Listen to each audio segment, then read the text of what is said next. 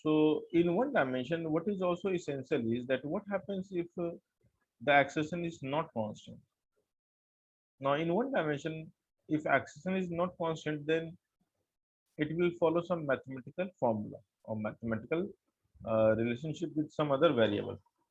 So in motion, generally we have three types of variable. We have variable called time, which is called universal variable. So the variables in kinematics will come across this time, t, position also, sometime displacement, modulus you can say. So we can attach x or s, like depends on what situation we are in. And the third is called the velocity.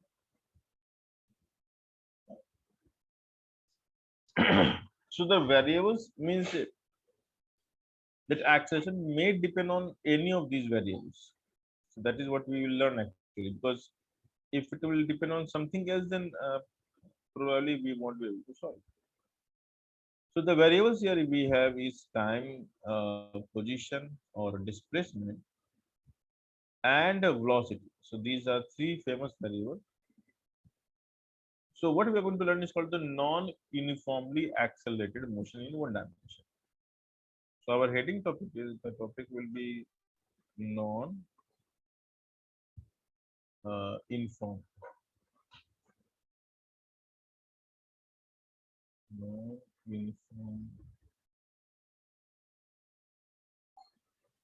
accelerated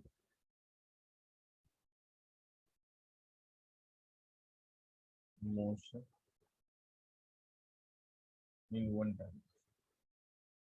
So if we come across a problem which talks about the non-uniform, so the first thing that we need to keep in mind is that do not go back to the kinematical equation. The moment you go back to the equation, it means you're going to make a huge mistake. Okay? That will be the blunder. So if it is non-uniform acceleration, if the acceleration is changing, even acceleration itself is changing, then none of the kinematical equation will be valid, and you're not supposed to use it. Many times, out of confusion, many students use those equations. So you have to be careful about the first thing. So if acceleration, as I said, will have three varieties or three types of dependency. So A may be function of time t. Now that will be given to you. You need to worry about how it will come. So they will mention that the acceleration is proportional to time, or maybe inversely proportional to time, or maybe some complex relation with A and T. So they mention what kind of relation will be. So you need not to worry about it. So once you get that A depends on time, then how to proceed is essential, like how we should think about it. So we'll go back to the definition of A. And if you go back to the definition of A, we all know how to write A. A So we equals to know dv by dt. dV by dt. Now this is what you are writing A, but A is given to you also as ft. So now what is the next step? We integrate by putting the similar variable on one side. Now what does it mean? Because the time is a variable, so the dt term should be along t ft. So we can rewrite dv equals to ft is a function given to you multiplied by dt. So now all the d term is in numerator, and now we can integrate. Keep in mind that all the dt or the d term, like d and something, dv, dt, dx, dy, whatever, must be in the numerator before you start off thinking of integration. So now you will integrate. Now when you integrate, it requires two things: the lower limit and the upper limit. So the question is how to think of or decide about the lower limit. What will be the lower limit in the solution? The answer is it is the initial condition.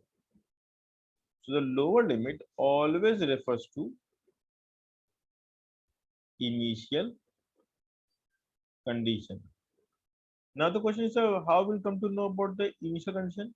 The answer is, it will be again given to you in the question. There are some phrases which you need to decode into mathematics. The phrase like a body starts from rest. Now this phrase means at t equals to 0, v is 0. So when you read a literature, of course, I mean this chapter, so you have to decode the phrase into a mathematical entity. So if I say a particle is moving with 5 meters per second, now the observer who is quoting this line is saying that when he started observing the particle, the velocity was already 5 meters per second. It means that at t equals to 0, the initial velocity is 5, it's not 0. So the accordingly you have to think of various phrases.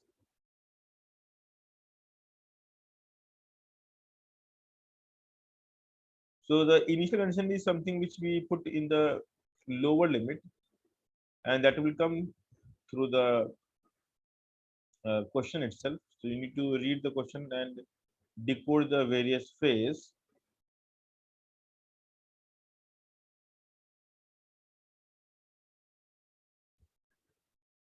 So when initial condition for time is always t equals to 0, generally. So in general,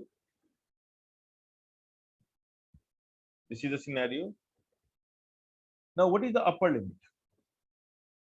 So the upper limit we must put is the a generalized or general value. So in general, let's say the time is t. In general, let's say the velocity is v.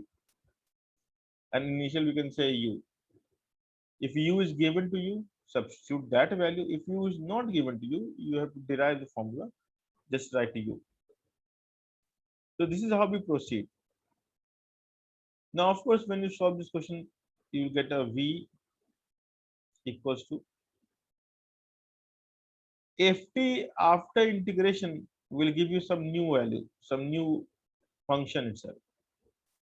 So let's call the gt is the integration of ft plus u. So you will get a velocity after integration in this format, some function of time plus some constant, which may be 0 also. So the moment you get this value, you have to again proceed from here by writing v equals to dx by dt.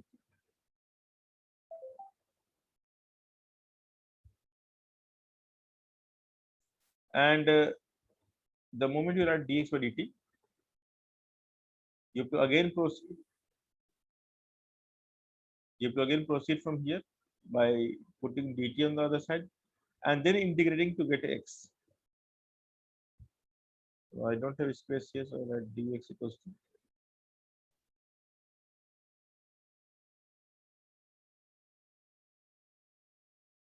and then again integration.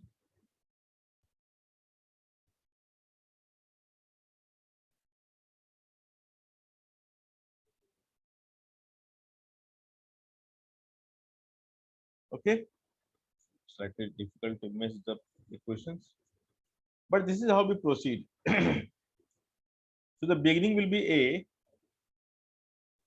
then you will go to v, and from v you will go to x. In some problem, they will give you v directly, so that's good enough, a good thing for you. So if they give you v directly, you go from the second step v and get the x. And if you want acceleration, you can differentiate v to get a. So in different problem, different information they begin with, and accordingly we have to proceed to solve the question. So how the dx came? dx by dt. Okay? That's the definition of velocity, right? Ah, So once you have velocity, you can go further with the definition again, rewrite the definition, and then again proceed. Okay. And in integration, we always put something which is integrable. Okay.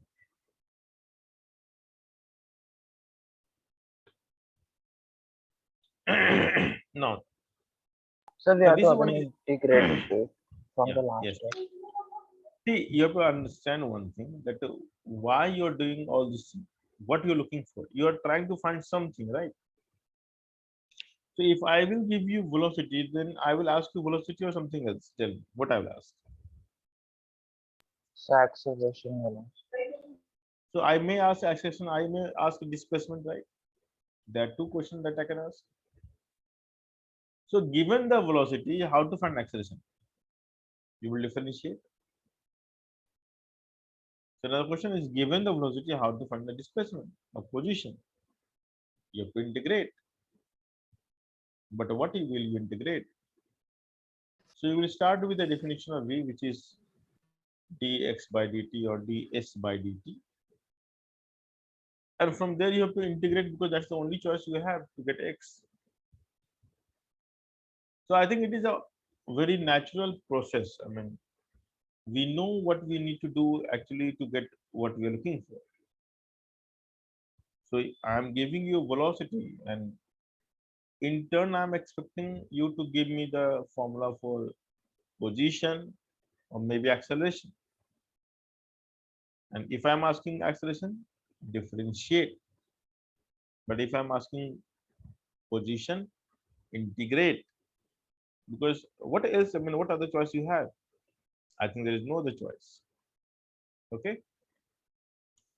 So now coming back to the acceleration, the second variable. So what if in the problem they mention that a is a function of s? It's one dimension. I'll pick up s, but it could be x also, it could be y also, it could be some other symbol also. So if a is given a s, writing a as dv by dt will not help. Why? Try to understand. Variable s, integrated time. We cannot integrate something like this, right? So you cannot write, you cannot integrate s with time. That's impossible. So this equation will not help. So what we'll do? There are various ways to think about it. So we can write as fs dt. Okay, but we all know that ds by dt is v. So dt we can also write as ds by v. So we can write it here. So the dv turns out to be fs ds by v. So I can take v on the other side. So v dv equals to how much?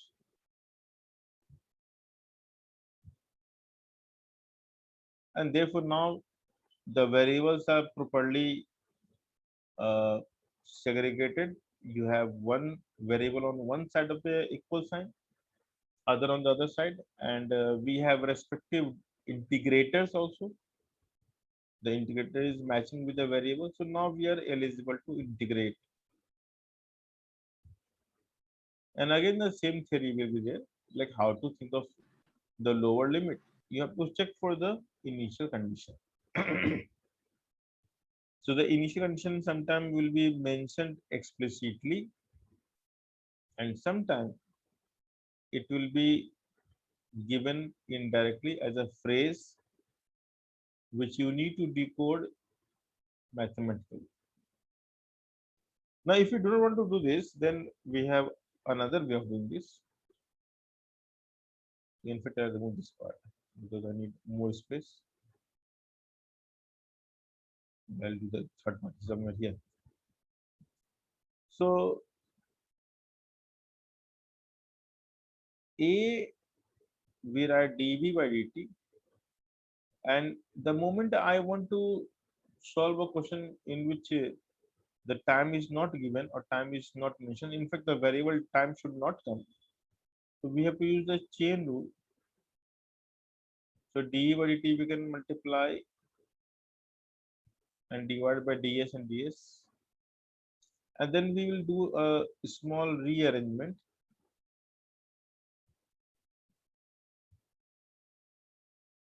And we all know that ds by dt is called velocity.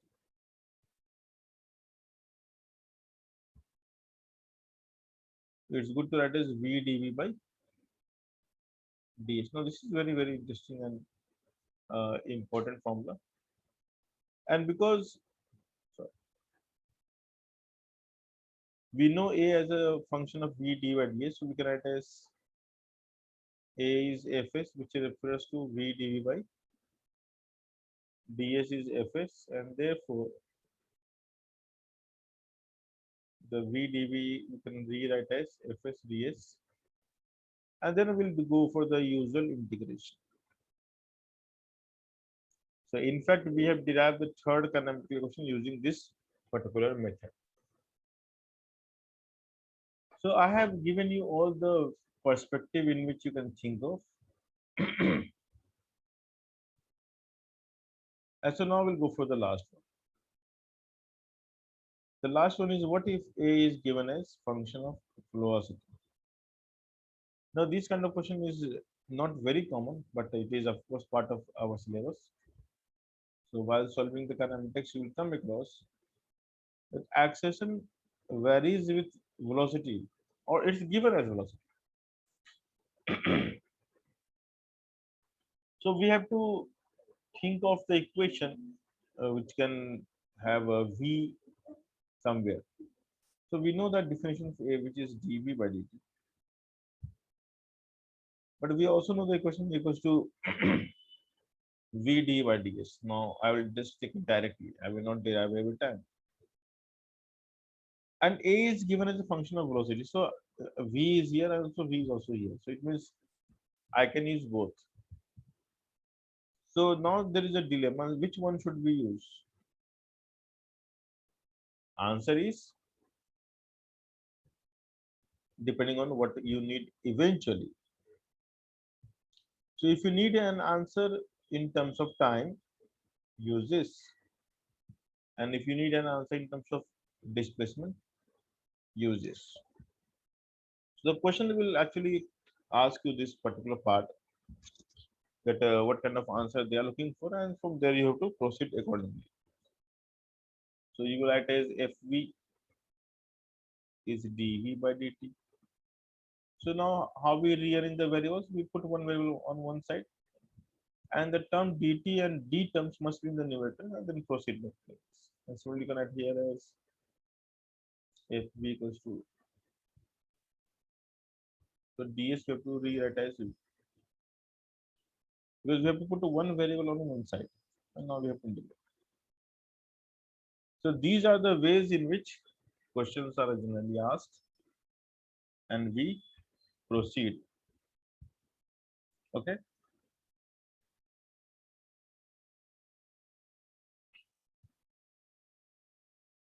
It is clear.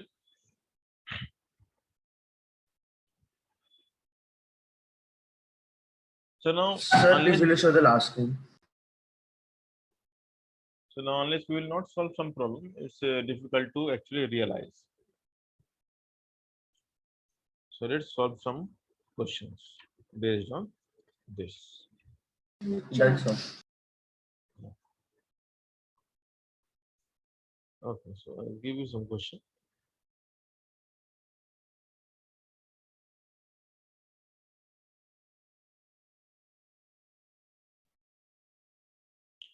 So remember, I gave you one question in the last lecture, in which the velocity vector was given by 10 into 1 minus t by 5. Okay. So let's say this is the velocity vector given to you, and I am looking for the position. So let's say the particle is going along x-axis, and it is given that the particle begins from the origin. Now, if I'm saying that the particle begins from origin, it means at t equals to 0, x equals to also 0, right? So I am looking for velocity. Okay, velocity is given to you. I'm looking for position as a function of time t. So I think we have done this part already. So what we need to write here? You're looking for x. So you will start with the definition of v. So v is equal to dx by dt. okay. So it means you can write a v as dx by t, which itself is given as 10 into 1 minus t by 5. If you can multiply, you can have 10 minus 2. Now the next step is bring the variable of one kind on one side, in which the all the d term must be in the numerator. So dt is in the denominator. So we have to put it into numerator. So we can add dx equals to how much?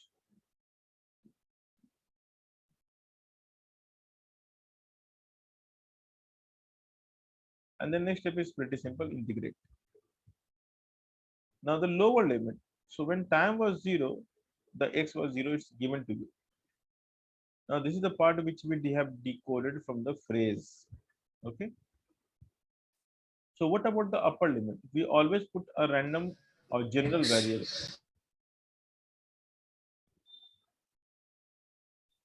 and then you integrate. Now again, as a caution, it is not necessary that the lower limit will be always 0. You have to be careful. It can be a non-zero value as well. So don't make a habit of writing 0 without reading the phrase or without understanding what the question is saying actually. Okay. So now this is pretty easy. X will be how much? 10t minus t square. And now time is for limit from 0 to t. Now it turns out after integration, there is also a habit for many students that they do not put the limit part. So they take it for granted. They take the answer itself as the answer, like the integration as the answer, which is not the right way to do. So on the left hand side, we also have limit from 0 to x. So by maybe sheer observation, we can realize that from 0 to x, the integration will give you x minus 0, which is as good as x. But what if the lower limit is something else? And what if the function is something else? Maybe if we have a function like e power x and you are integrating from 0 to x. So you will get the e power x minus e power 0, which is not 0 actually, it's a number. So in many cases, when we have the exponent or maybe logarithm or maybe cosine function, the 0 will not always yield 0. Sometimes the 0 also gives you something else. So make a habit of writing the limits of integration. And then on the right hand side, we have a 10t minus t square minus 10 into 0 minus 0 square. Now, fortunately, the lower limit will give you 0 and the answer will match even if you would have made a mistake. But the real problem comes when the function is complex, maybe exponential, logarithm, or some trigonometric function.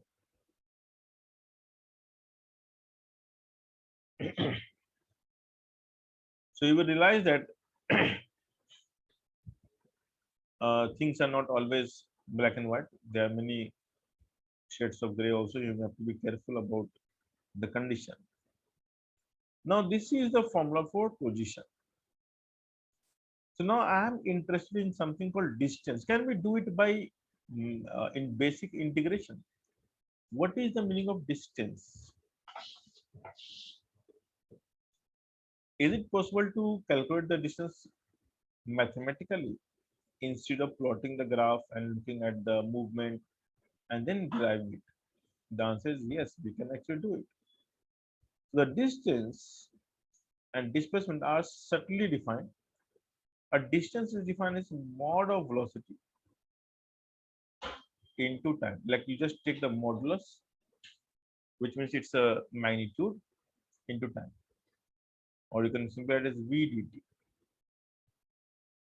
But this is mod of v dt because we are removing the arrow. Why? Because in one dimension I have said that we don't prefer arrow. So now you need to learn or you must be knowing the property of modulus. So mod of x is equals to x only when x is more than equals to 0. And mod of x is how much? Minus x if x is less than 0. Now, I hope you all know the property of mod. So similarly, we need to understand when v is positive, when v is negative, and we have to split the integration. So v is 10 minus 2t. Now tell me guys, when v will be positive?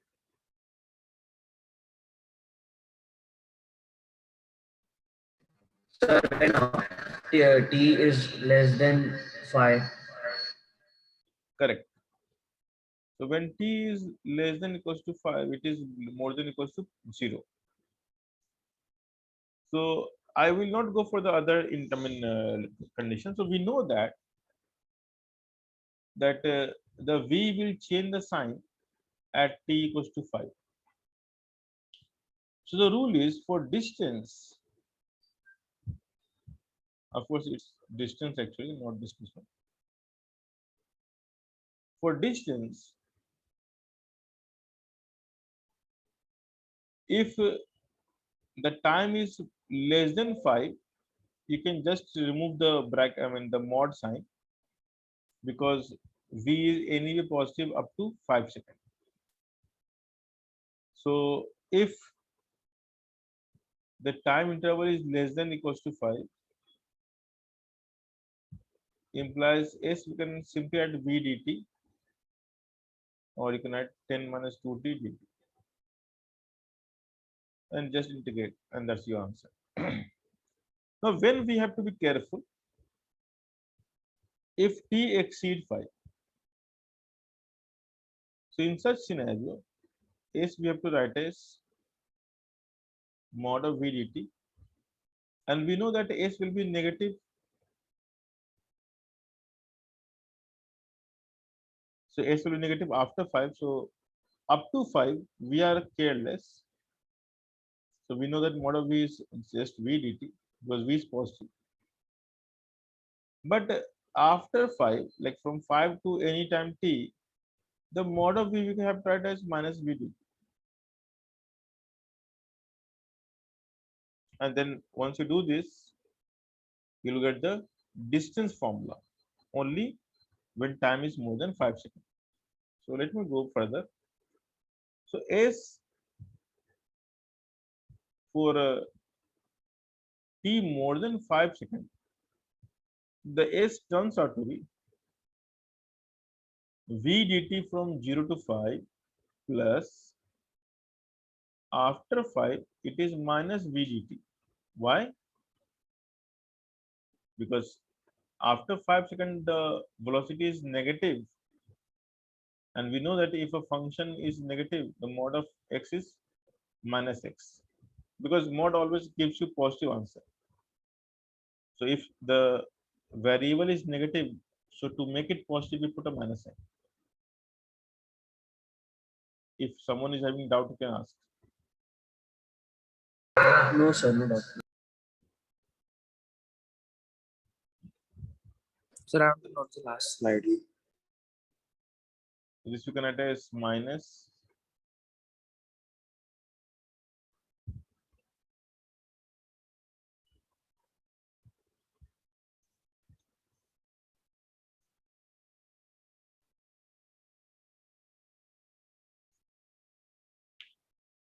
Sir, okay. Hmm. Sir, done. sir, in this case, like,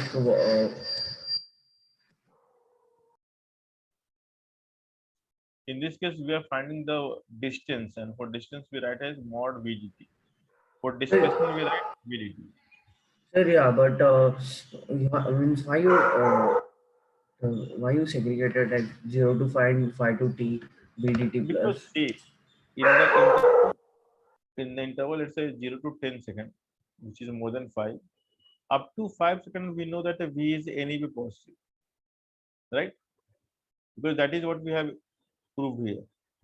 So V is positive only when t is less than or equal to 5. Okay. So V is Yes, sir. positive when t is less than or equal to 5. What does it mean? That in this interval, the mod of V is same as V. But here V is negative. So by definition, the mod of V we can write as minus. Okay. I hope you must have learned about this in mathematics.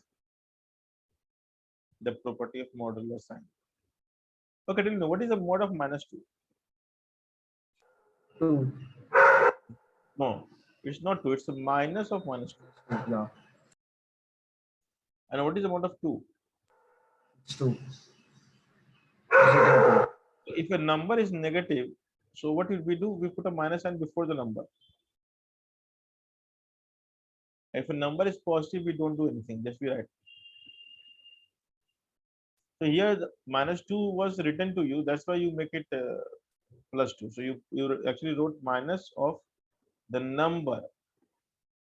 Similarly, if V is positive, then I will replace this by just V. But if V itself is this number is negative, then how to make it positive? By putting minus sign.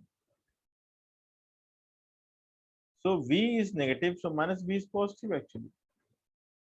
Understood?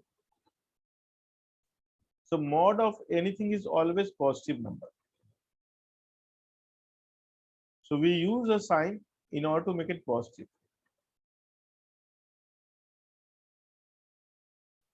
I hope this is clear now. Yes, sir. So here up to 5 seconds V was positive, so I just wrote V. But I was knowing that after 5 seconds it is negative, so to make it positive I put minus V. Because we are finding the distance. So now we have a distance formula, which is like 10t minus t square from 0 to 5 minus 10t minus t square from 5 to t. So let's put the value 50 minus 25, that's it, minus 10t minus t square minus lower limit, which is 50, and this is 25, this is 25 and plus 50. So now we can see that we have a distance formula which is given by this formula in which t is more than 5, or in fact you can take equals to 5 also, that's okay.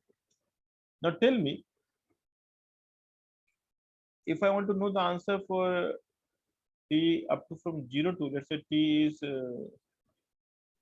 for distance in this interval, what we need to do, just substitute the t equals to 7. So the s 50 minus 10 into 7 plus 7 square. So this is 99 minus 70. Answer is 29 meters. Now this was the answer in the previous class also. 29 meters. Okay. So we should also know the mathematical way of doing the problem, apart from the pictorial way. So we actually approach the same problem pictorially, which is of course easy. One should know this. Along with, we should also know the definition of distance in terms of integration. So the problem with integration is that when you're trying to find the distance using integration, the interval must be split into parts in which the variable is positive and the variable is negative. That is one extra work you have to do.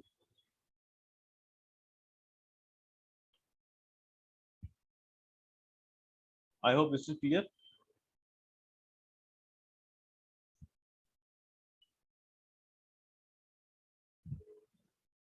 Is this clear, guys? Yes, sir. Okay. So let's go to the problem which is of our interest, called problems in which you cannot apply the the canonical equation. Things are variable, or you can say this is called the calculus based problems. So I'll just put it as plain calculus based problems. Now, from the point of view of competition, this is the only problem they ask, because they will never ask question of uh, this canonical equation. I mean, they are not interested. So most of the questions that you will face in competition will be the calculus based problem, because you need to derive it from the scratch, from the definition. So let me attempt the question. In fact, I will write this question quickly.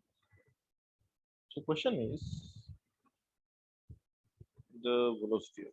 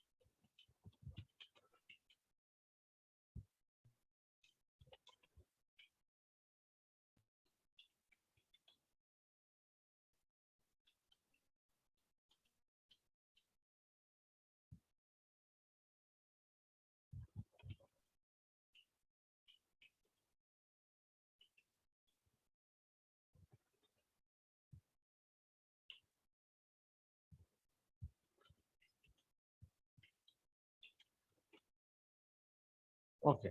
So let me write the formula. So, Yes. what is that positive constant before that? S is a positive constant. Just I haven't finished, right? Okay. Now the question is complete. So alpha is just a number constant. X is the variable. So v is a function of x. So okay, that's all right. So you're supposed to find the time dependence of velocity and acceleration of the particle and the average velocity of the particle for the interval, it covers s meter. In the layman term, you can think this way. So the mean velocity, okay, so it's a very sophisticated way of writing the question. But mean means average, and averaged over the time means like the duration in which this is calculated is the duration in which you travel s meters. S is the distance traveled. Okay, so it is like a manipulation. Okay, so what you have to do is you have to write some equation, you have to write something, do the integration, manipulate, and go back to the definition again for acceleration, for velocity, and do something to get your answer. So I'm giving you just a 10 to 15 minutes to just do whatever you want, and then I'll come back to this problem. So this is like beginning a new journey for you guys, like delving into a different domain of problems not seen before. Okay. So go ahead.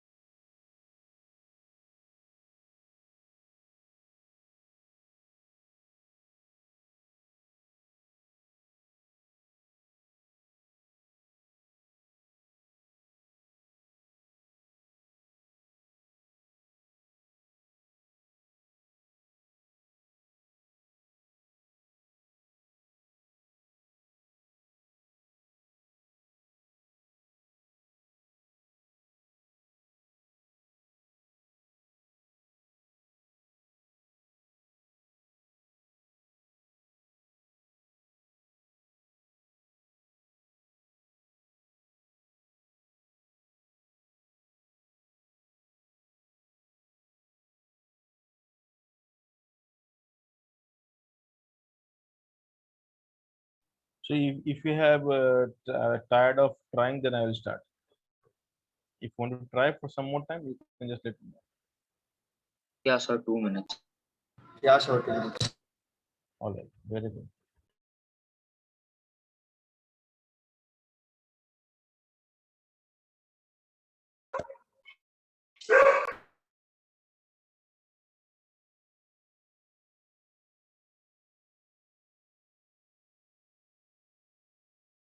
Sir, I got 3b square is equal to 4 alpha x raised to 3 by 2 as equation.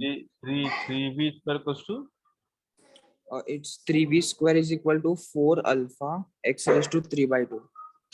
the v is given to you. How you got a new v? From the same v you got a new v. That's impossible. That's meaningless actually.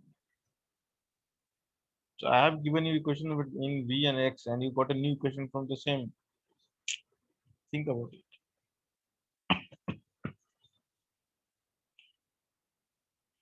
You're supposed to get the equation in time, right? Not in v. So probably you have missed the replacement of x with time t, something like that.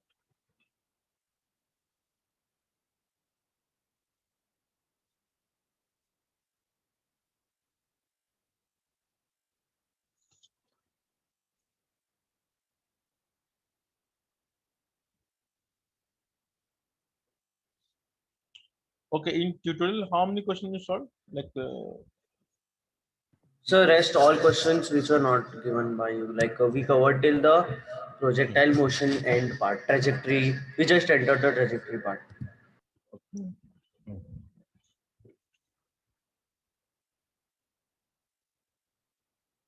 So trajectory part so we did in the class, right? Okay. So let's see. Okay, have you done this problem? Like a particle is accelerating uniformly and for three successive intervals Yeah, sir. T1, T2, T3, and V1, V2, V3, and are the average average. velocity. Yeah, right. Sir, So what is answer the was yeah, T1 plus T2 divided by T2 to T2 plus T3. correct, correct. Very good. So this question was it done in the tutorial? Yes, sir. Yeah, very good. So then you have finished the left part because some part I was expecting to be finished in tutorial. Anyway, so coming back to the problem of calculus, how to approach. So V is alpha root x.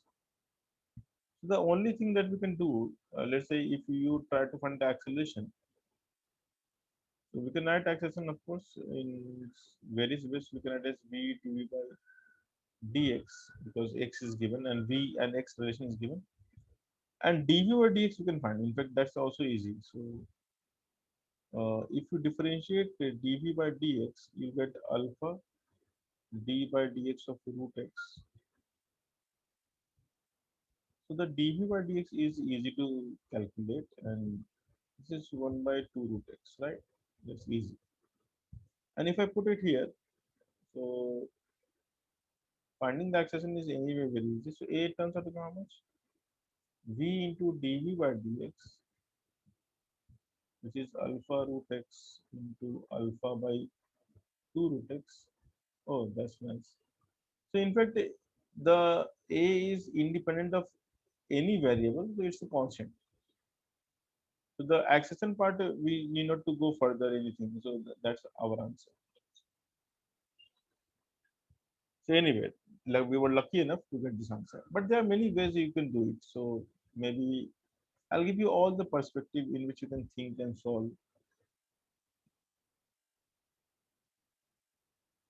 So when I see root and all, okay, it's not so convenient. So we can in fact square it.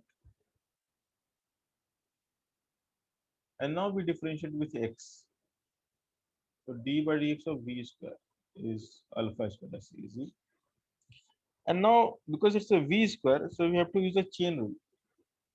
We write as dv square by dv into dv by dx. Now chain rule is always very handy. So this turns out to be 2v dv by dx equals to alpha square. And because this is by definition a,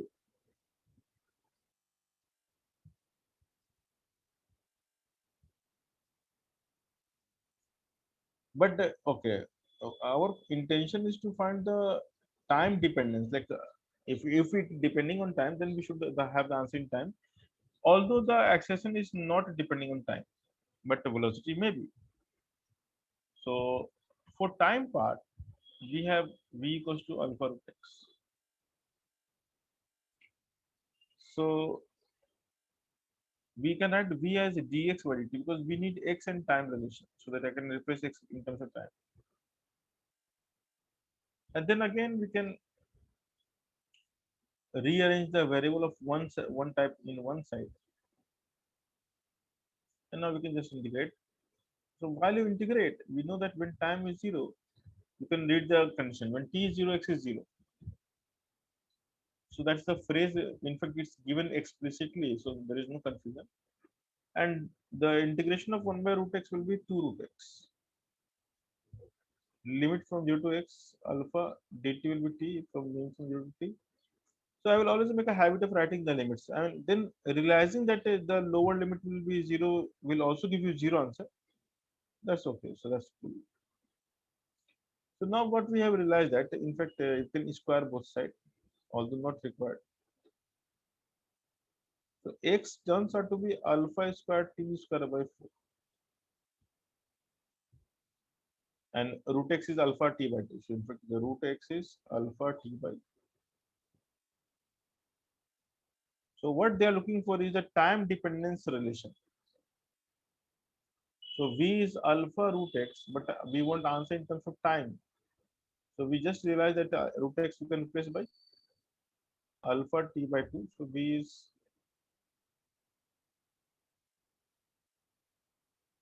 alpha square t by 2.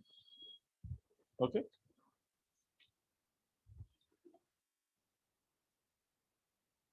So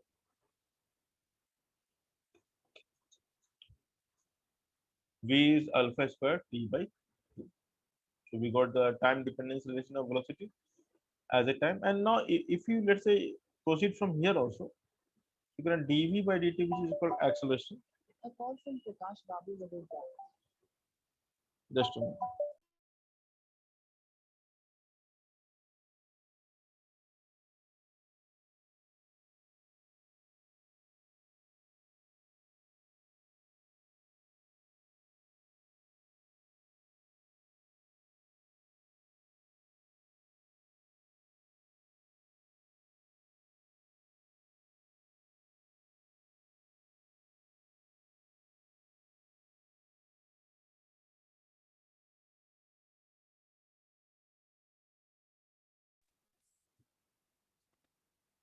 So if we have the function of time t, so again if we differentiate, we'll again get the acceleration.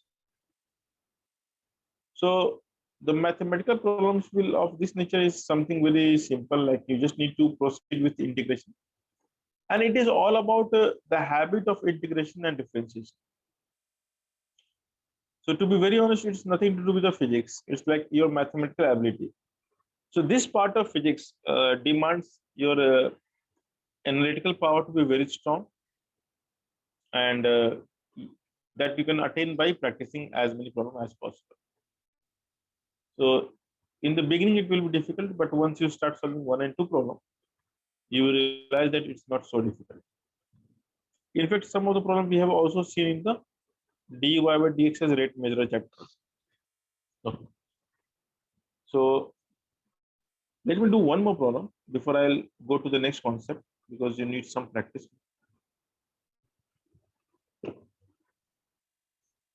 So I hope you all have understood this part. Any doubt in this?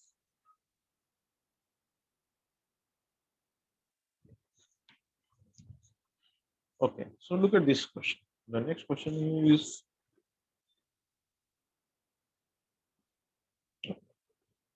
so these are from IE Rodolph, which is very easy. It's like J main level problem, maybe less than that. A point moves rectilinearly with deceleration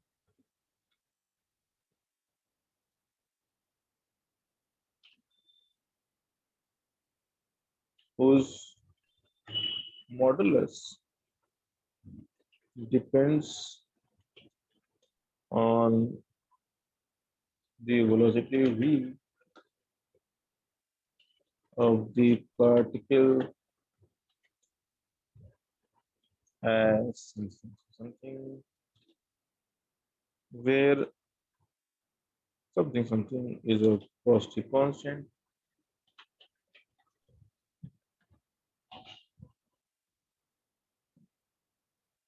at the initial moment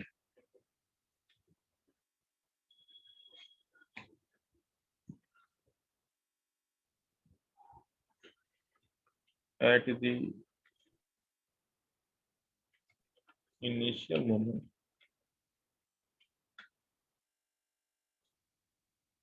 the velocity of the point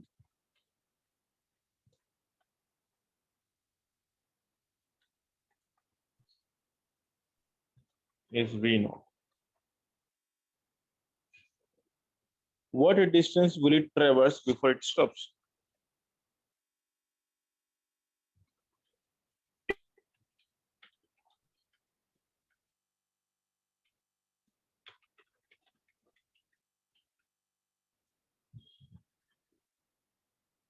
And what time will it take to cover the distance?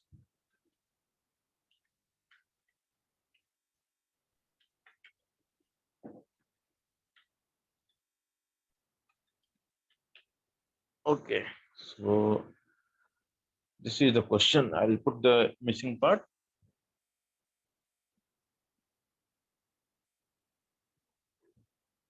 So it depends on the formula. The formula is V. Sorry,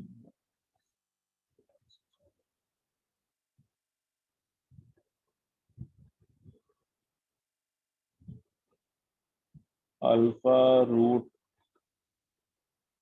V, where alpha is constant. So actually, what is written is alpha root. This is the magnitude. Okay. So anyone interested in trying this problem? Yes, sir. All right, go ahead. So I have to tell the solution. You have to solve this question.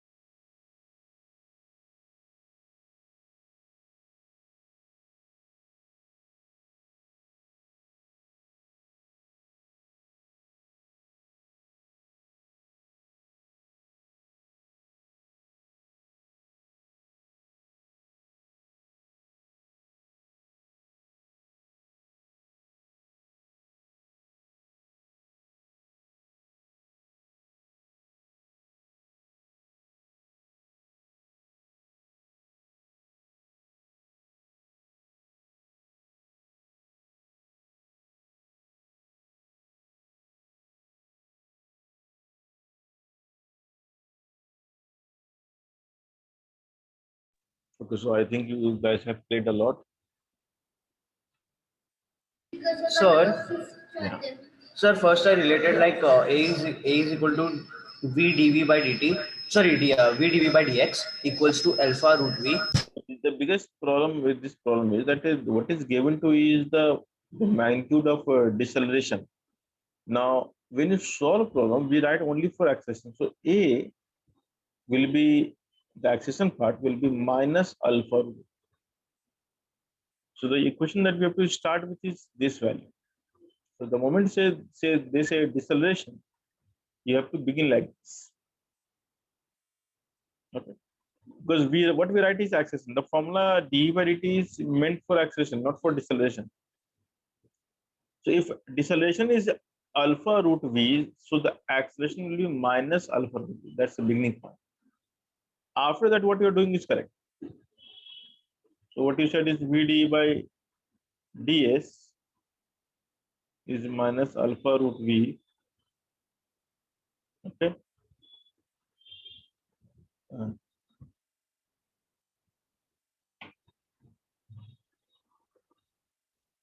Okay, just a minute. In the previous problem, the second part we haven't solved this part. Okay, that you can solve as exercise and we'll discuss.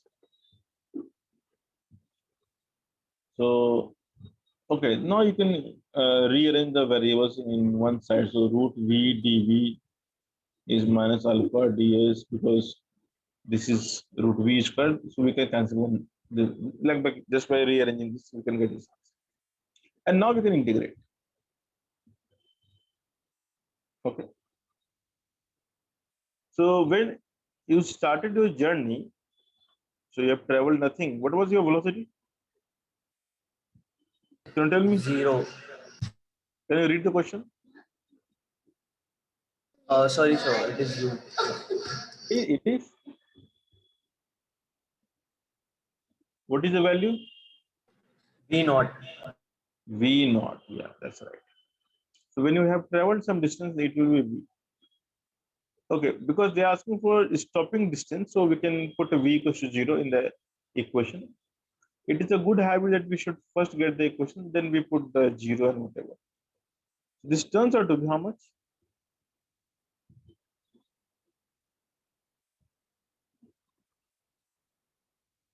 So V per power 3 by 2 upon 3 by 2.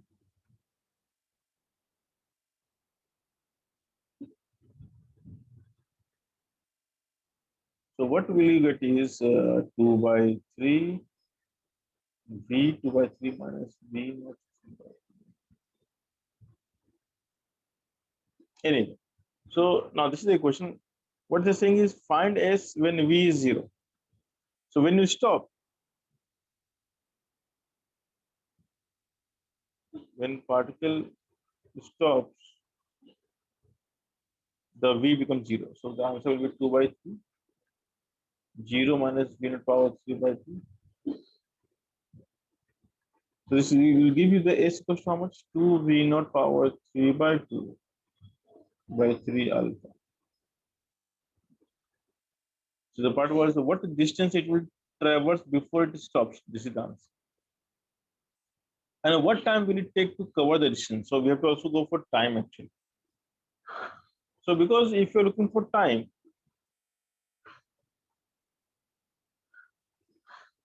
so A is minus alpha root V.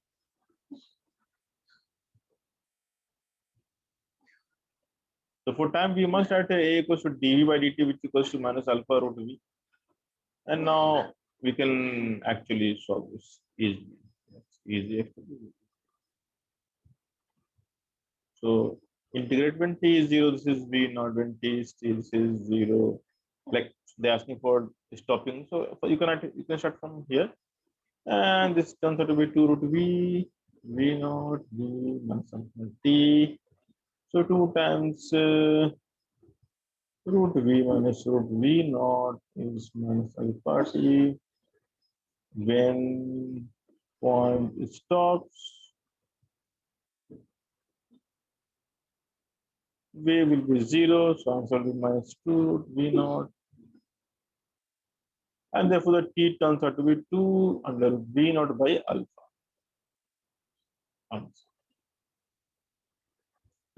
And then you can also find something very interesting,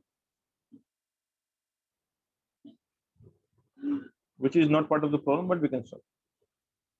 So mean velocity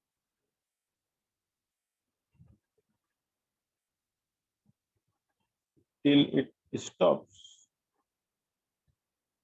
So mean velocity will be the total displacement upon time, because you are moving in one dimension, so your displacement is same as s. So the mean velocity turns out to be how much? 2v naught 3 by 2 upon 3 alpha divided by 2 under root v naught by alpha. The average turns out to be how much? 2 we cancel out. So it's v naught upon 3. So on an average, your velocity was v naught by 3 meter per second. So you can see that there are a variety of problems that we can actually approach. It's a calculus way of doing the problem. The rest you will practice, of course, in tutorial. I'll just solve one more question, which is of my interest. And you need to practice a lot. You need to practice this, manipulate. I mean, you have to get the hang of this integration stuff. Okay. So now this is the problem, which is again a very famous example. T equals to alpha x plus beta x square.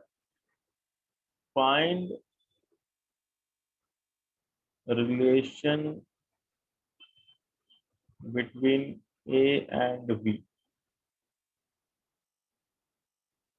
That is acceleration and velocity. And t depends on the position. X is position and t is. So this is like a very challenging and very famous question. How to deal with this?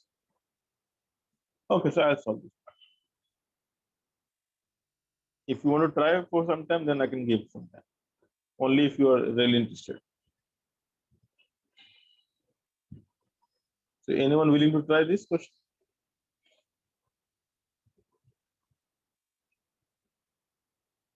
Try karna hai, guys. Sir, yes, we will try. All right.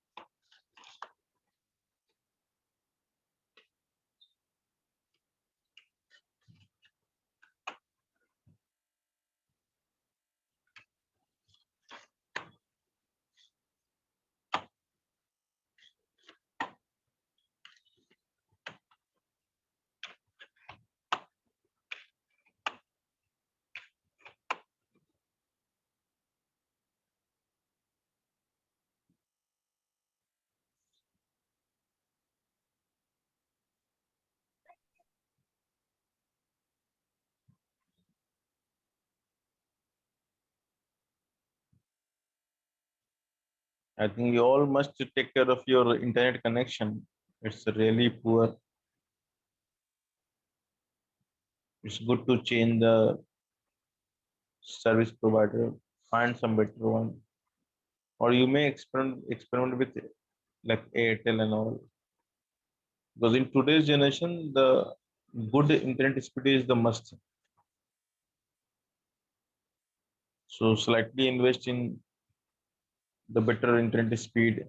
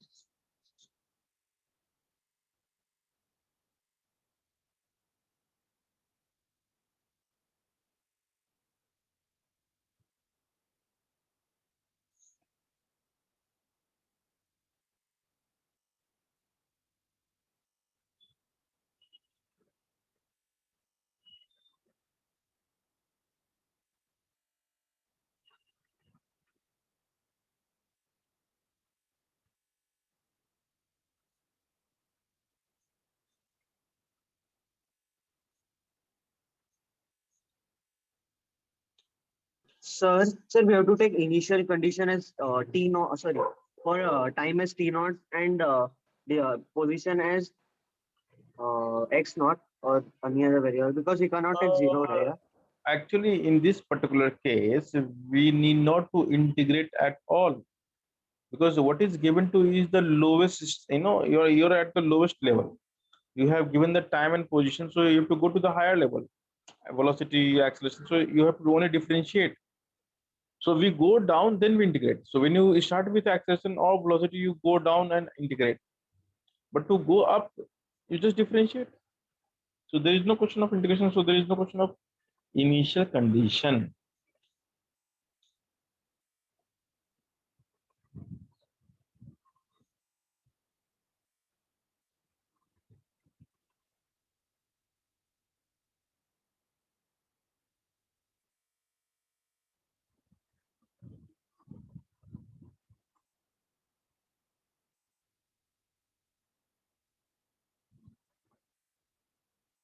Sir, I got V is equal to 1 by alpha plus 2 beta F.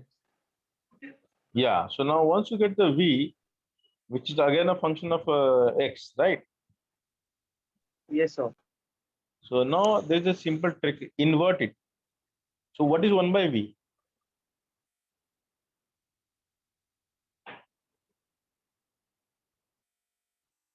What is 1 by V? dt by dx. What is 1 by V value? That you first you got velocity. How much you got velocity, by the way? 1 by alpha plus 2 beta X.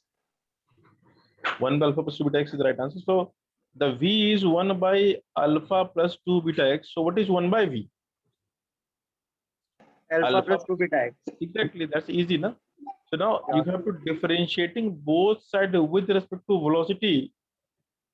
Sorry, with respect to time. Tell me what you're getting. So what you're doing is correct only. 1 by V you got is alpha plus 2 beta x, right? So it's a V power minus 1 is this much. So now differentiating both sides with time.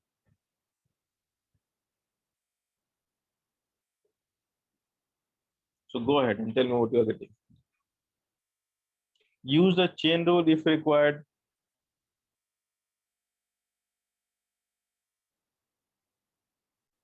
Yeah, sir, it is requiring. Yeah. Okay, so go ahead. So you are very close to your answer.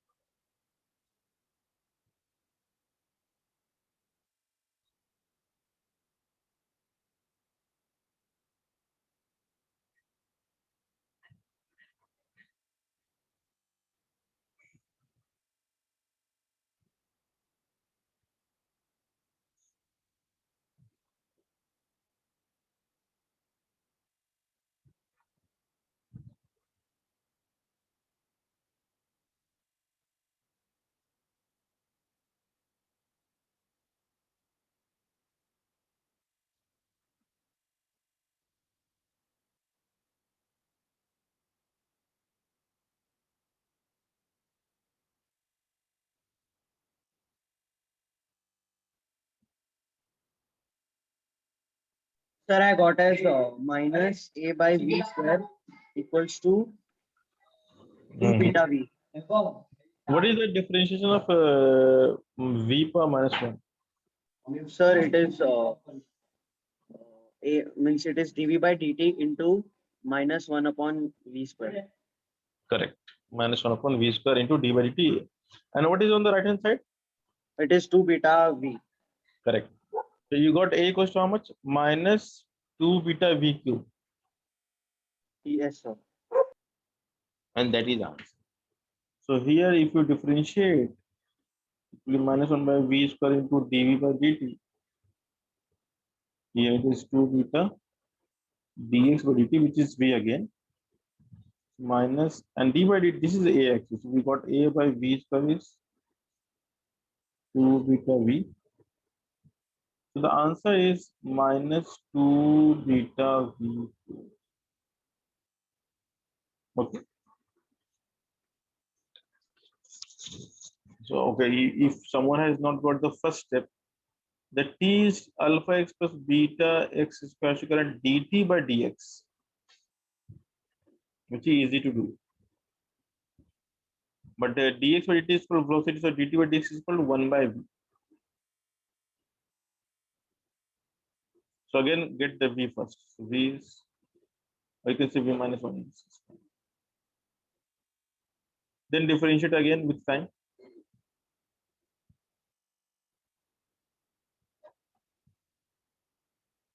And then use the chain rule, so you'll get the answer. Those who are not getting this part also, this you can write as a dv, dv.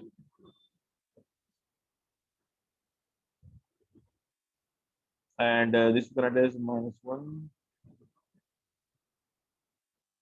the power formula.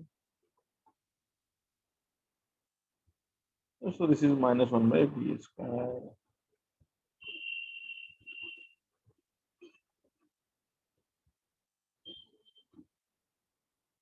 Anyway, so this is the answer.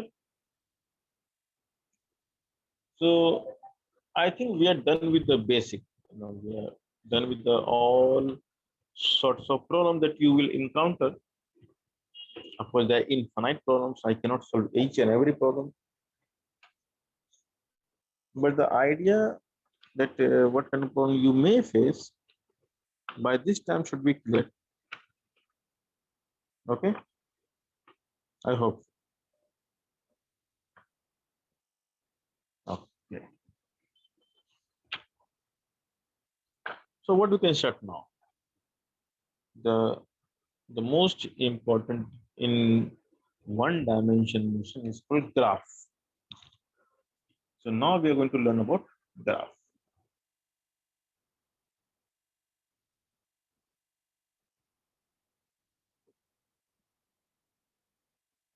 Graph. So what is graph?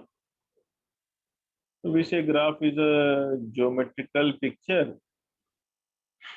between two variables in which one is dependent, another is independent. So in graph, if we know the point of independent variable, the corresponding dependent variable can be evaluated by mere inspection. So graph always represents the variation of two things. Like if one is variable, one is varying, one variable is changing, then what is the effect on the other variable? So that's the meaning of graph. So let me define this. It is a geometrical picture. And what also we need to remember that graph we only plot for two variables, like one dependent, another independent. So you cannot plot a graph for one variable which is dependent and let's say a multiple independent variable. So that's not possible. You can only plot one in a plane. Okay, so I'm saying graph in a plane. Now we may have a three-dimensional graph called the multiple variable graph. So those graphs are of course not part of our syllabus, and also we cannot plot it on a paper. So when it comes to the plotting graph on paper, we only look for the two-dimensional graph in which one is only dependent, other is independent. That's not more than that. So it is a geometrical picture representing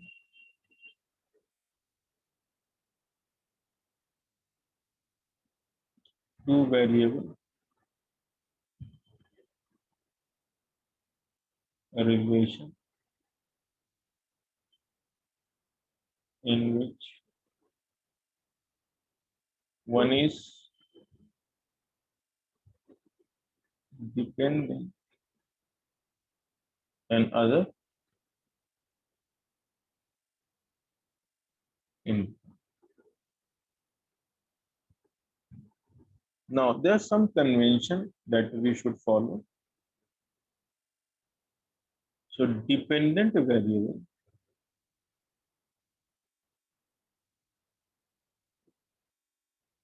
we plot on the y-axis independent variable we plot on the x-axis, and then something which we need to be careful about. Time is universal independent variable.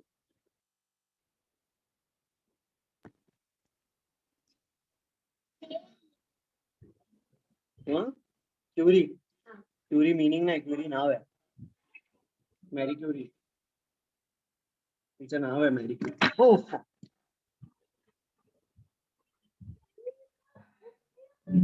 So time is universal independent variable. Everyone mute yourself. I'm getting some unnecessary noise. So time is the universal independent variable. It means we always plot time on the x-axis because you cannot control time. Time is happening, it is changing. So it is always independent. The rest of the things are dependent. Your position, your velocity, your acceleration. So among all variables, time is the universal independent. So we always plot on the x-axis.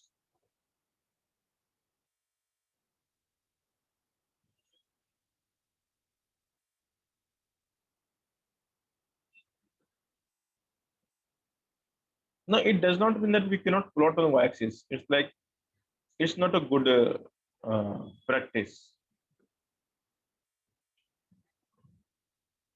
Okay, so the graph is this. No, and why we use graph? So we try to explain that how the dependent variable is changing with respect to change in independent variable.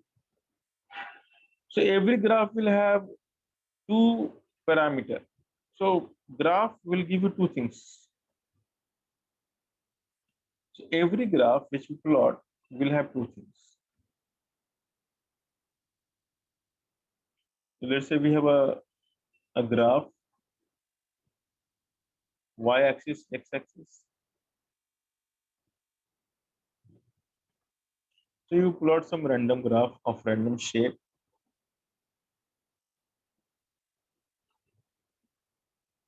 Now the first thing that we need to understand that every graph will cover some area beneath it with x-axis. This is the called area under the curve. The area under the curve refers to the area between the line, the graph, the curve which you draw, and the x-axis, not the y-axis, and the x-axis. The other thing that we can always be interested in case of graph is the slope. So for example, here you can see the slope is less. As you move on the graph, a different part will create different slope.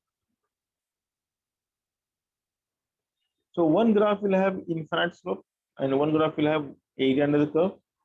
Now the area under the curve depends on the limit of independent variable, like from where to where. So generally the x1 and x2 behave as the lower and upper limit of integration. So this is the lower limit of integration, and this is the upper limit of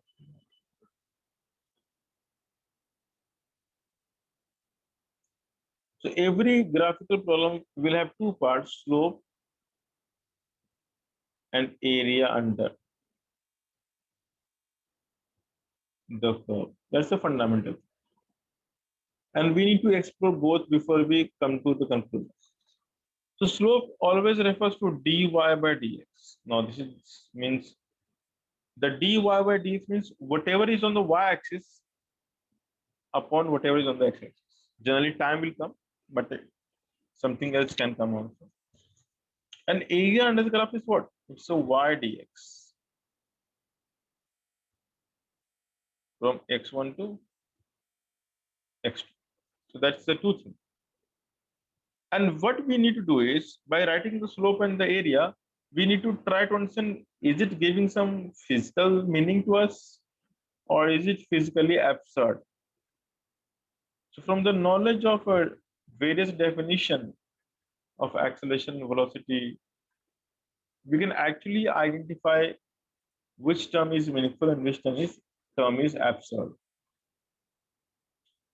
But we have to look for both the variable and both the parameters, the slope and the area. These two parameters we always look for to derive our answer.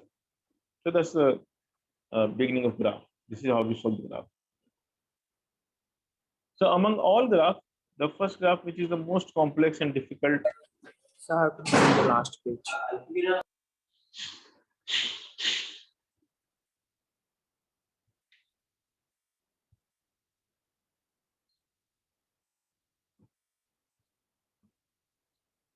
Then Sir, last one. this one. Sir, no, I have to note the last one.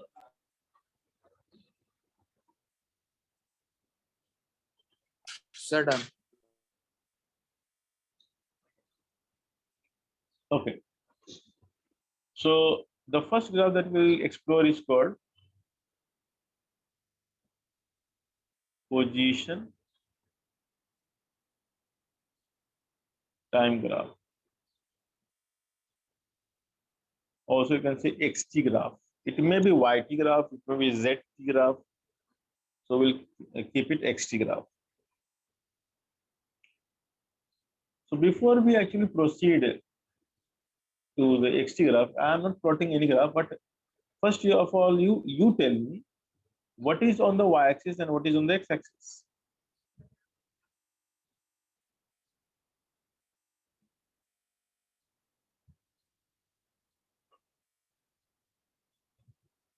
So what is on the x-axis? Which variable will occupy the x-axis? Sir, time. Correct. The time will occupy the x-axis. And which variable will occupy the y-axis? Extra position. The position. Correct. So before you actually do or analyze something, just try to understand the two things. What is graph? What is slope of the graph? By definition, it is dy by dx. But we have a different set of y and x here. What is y here? The y is x here, position. And the x is what here? Time. So what we can see, the slope turns out to be dx by dt, and by definition, what is dx by dt? So by definition, dx by dt is called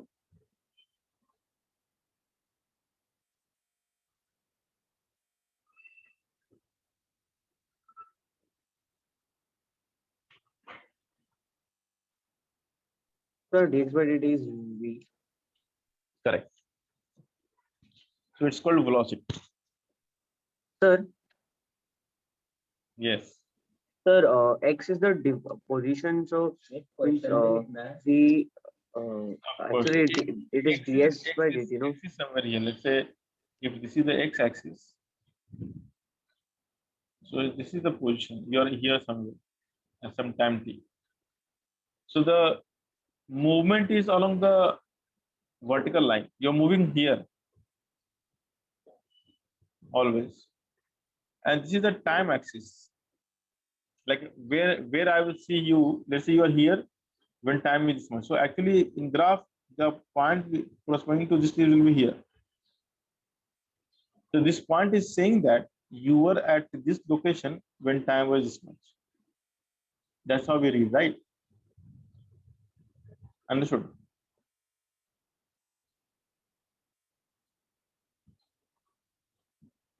So how you're moving? You're moving on the y-axis. Your movement is confined to y-axis. You're not going right. So you are moving here, and let's say you are here at some instant of time.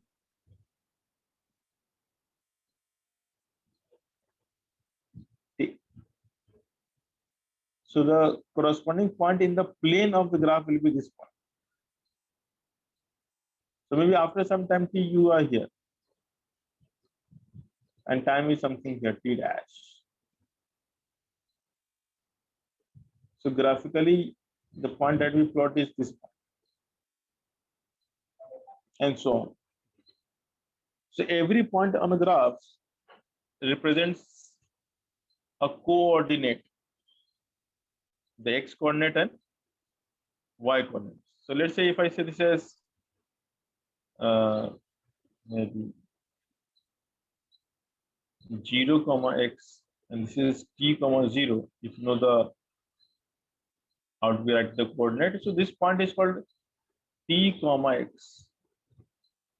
So when you plot a graph, you take a set of points. You take a various collection of points, and every point we have will have two entries. One is the x entry, other is the y entry. And then you join those points by a smooth line, which we call curve. It's just an idea. So what is curve? Collection of points. So every curve is nothing but a collection of points. But these collections are kind of related.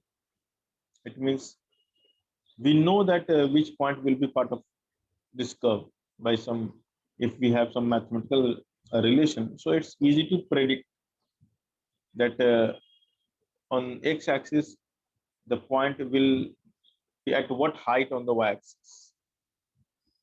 So now when we have a mathematical graph, it's a dependent relationship. So you know the relationship between the position and time.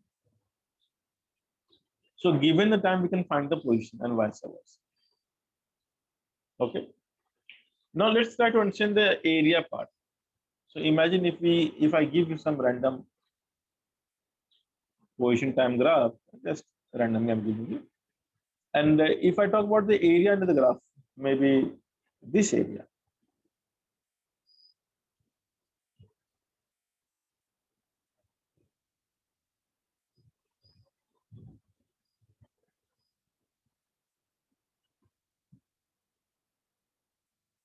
So maybe this area. And therefore, let's try to find the area. So area by definition is y dx. What is y here? What is dx here? But we fail to draw some physical meaning. So we say that there is no meaning of area under the graph for the position time graph. No physical meaning. So we are not able to understand what is the physical sense of product of position and time interval. There is no physical sense, that's it. So in case of position time graph, the only thing which we are interested is slope. Okay. But we have also realized that slope refers to what slope refers to? So can I repeat? In a position time graph, what slope refers to? So velocity. Which velocity? Instantaneous or average? Sir, what is the question? Sir, intensity. So what is the question? Say instantaneous. Yeah, that's correct. It's the instantaneous velocity. So in So what was the question? nothing, there was no question because you were not here. So in position time graph, the slope dx by t represents instantaneous velocity. Okay. So we also have something called average velocity. So depending on how you're drawing the tangent. So if you're drawing a tangent, its slope will give you instantaneous. But if you want to find the average velocity, what you will do? So what is the definition of average velocity? Sir, Sir, total it is displacement upon total time taken. Sir, that is delta x. sir delta x by delta t. By delta t. Correct. X2 minus x1 upon t2 minus t1. Or Correct. sir, So we can do like that also, that u plus v by 2. no, that is only meant for uniformly accelerated motion. Not always true. And I think I have categorically emphasized this fact. Every derivation which you do is only meant for the context. If you go beyond the context, the formula becomes invalid.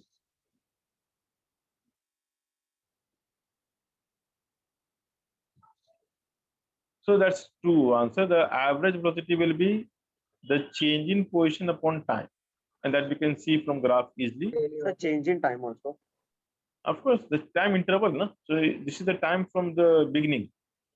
So T1 is not the time 0. T1 is the time at which I found you at x1. T2 is the time at which I found you at x2. Then what is the duration in which you went from x1 to x2? So it's T2 minus T1, right? So when you look at your, watch, what do you see? Do you see 0 time? The answer is no. You see some time, maybe 7 o'clock, 8 o'clock, 9 o'clock, whatever.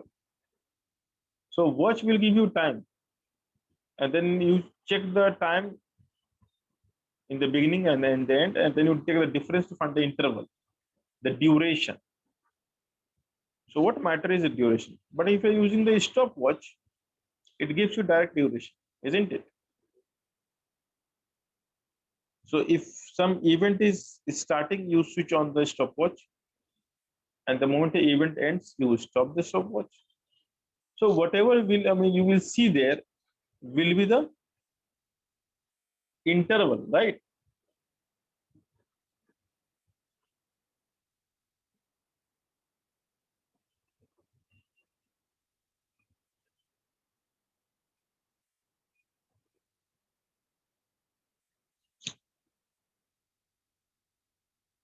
Am I audible?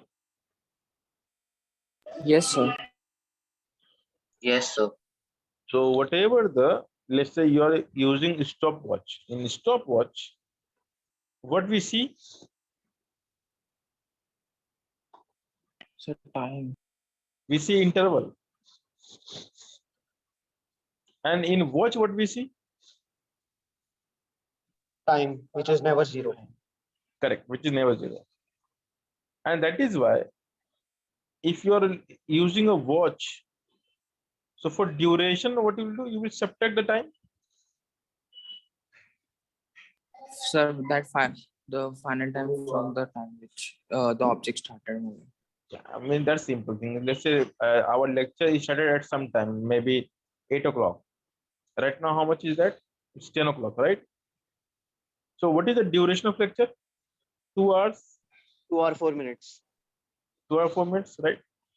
So the duration of lecture is the difference of time as read from the time device. Like watch is the time device, timepiece, right? So what you see is some sort of a recording which we call time, which is of course not the time. So let's not get into the meaning of time. It's a really complex thing.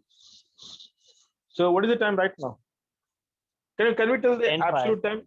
No, what is the time? The actual time. So it varies from different place.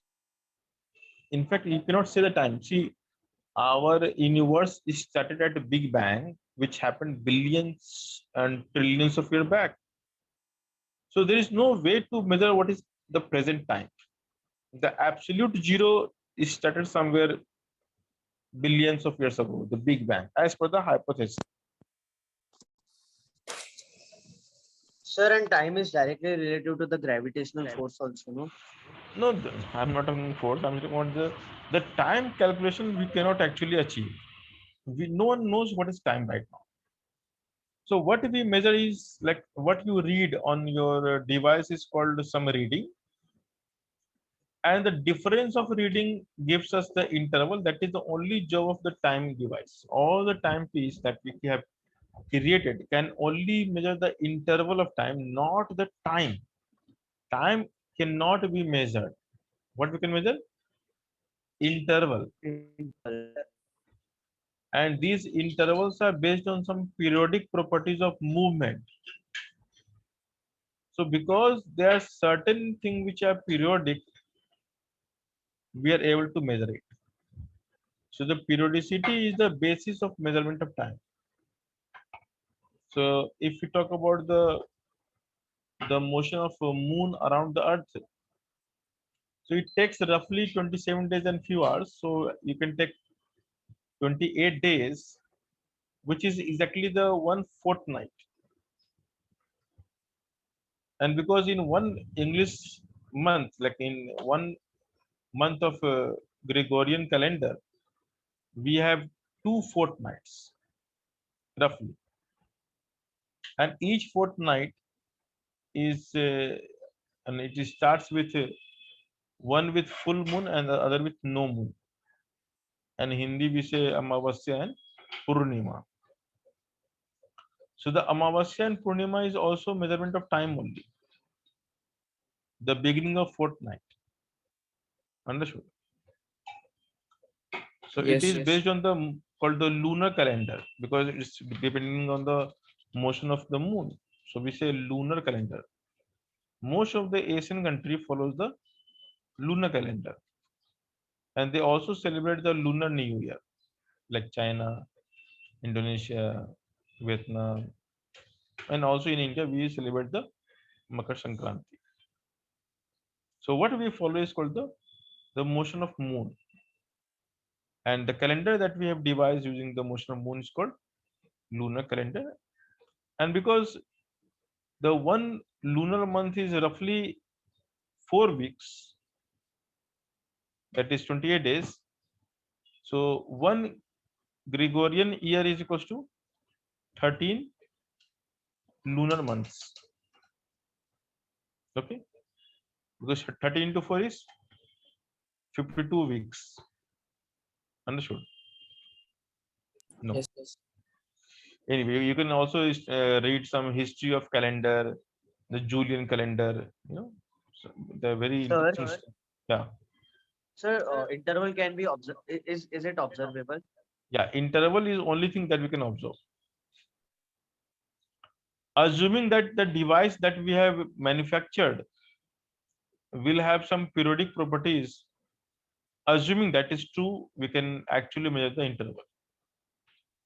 Anyway, so time is not measurable quantity, so we have time interval. Watch, what you read on watch is just a number which have no sense actually. In a way, no sense. In a way, there is a sense. You can. So your life is having the routine of life. You wake up at this. You go for your lecture. So we are able to schedule our lifestyle only because we have a time. So imagine if there is no notion of time. So the life will be chaotic, random, difficult to organize things. So you cannot schedule a meeting, and you cannot schedule a lectures also. So time is so important. You can understand the importance of time if you use your time properly. Anyway, now the average velocity can also be determined graphically, and that's very easy. How? So just join the beginning of the duration to the end of duration. So what you get is called the secant line, and you can complete a triangle like this. And if you realize that the slope of this triangle, the tan theta of this triangle is this one. Can you see that? So this is x2 minus x1, and this is. So what we say, that slope of secant is called average velocity, and slope of tangent is called instantaneous velocity, and that is precisely the basis of calculus that we started with. So those who are like not getting or not able to catch up what I'm saying, you can go back to the calculus lecture, just watch the differentiation part, you will realize what I'm saying. So it's good to revise. I mean, it's really good for you also. So what we say that the average velocity is slope of secant line in xt graph, and instantaneous velocity is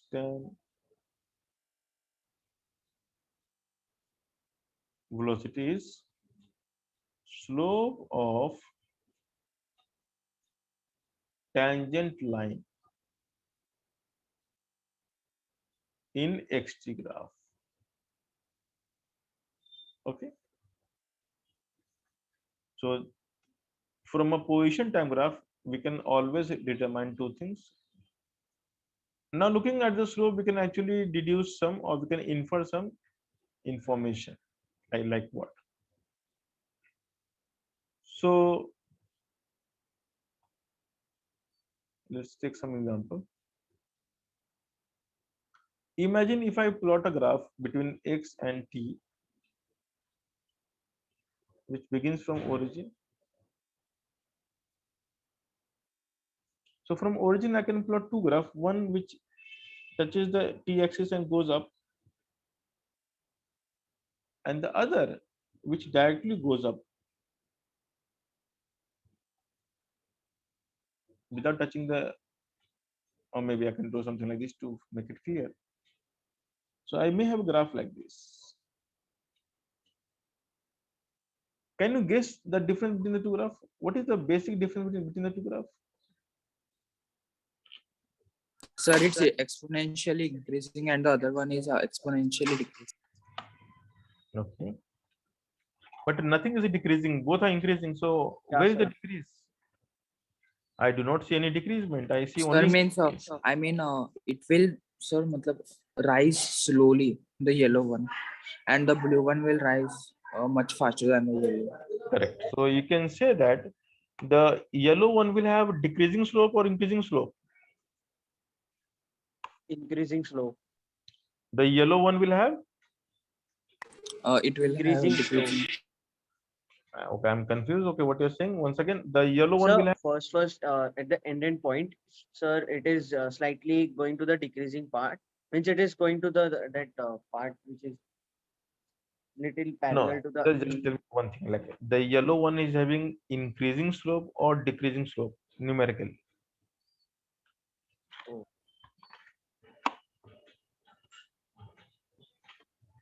sir decreasing slope, Correct. And the blue one. increasing slope.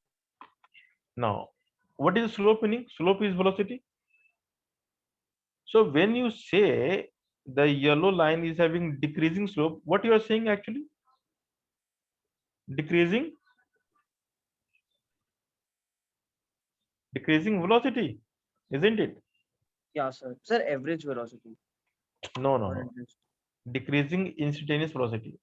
So velocity will keep on decreasing as you go ahead in time. So as the time will pass, velocity will keep on decreasing. And that refers to what? Acceleration or retardation? Retardation. Exactly. So the yellow line is basically representing a retardation. Difficult to understand at first go, but if you try to relate things properly, you will realize that The yellow line is a graph meant for retardation. So what about the blue line? What we can say about blue line? Acceleration. Acceleration. So now you realize that how a graph of x and t will look like for those particles which are accelerating and which are decelerating. But there's one more thing that we must observe and we must learn to observe in the two cases is the origin. What is happening at origin? What is the slope at origin? Sir, uh, like slope of the yellow line is more than the slope of the blue Sir, line. no, slope of yellow line is less and slope of that blue line is Sir, more. but Sir, as because theta increases, it the is value of making tan theta also obtuse angle with increases. x angle, sir, but I mean x. Okay. XS. I hope you guys are not able to understand what is slope. What is slope? Sir, the uh, angle making from the Tangent the tangent you draw at that point will make some angle with x-axis, and the tan of that angle is called slope, right? That is what we have learned. Yeah, sir. So, yes, sir, sir. the tan theta, as the theta will increase, the tan theta will also. So yeah. So now in case of yellow line, at t equals to 0, do we have some slope or not?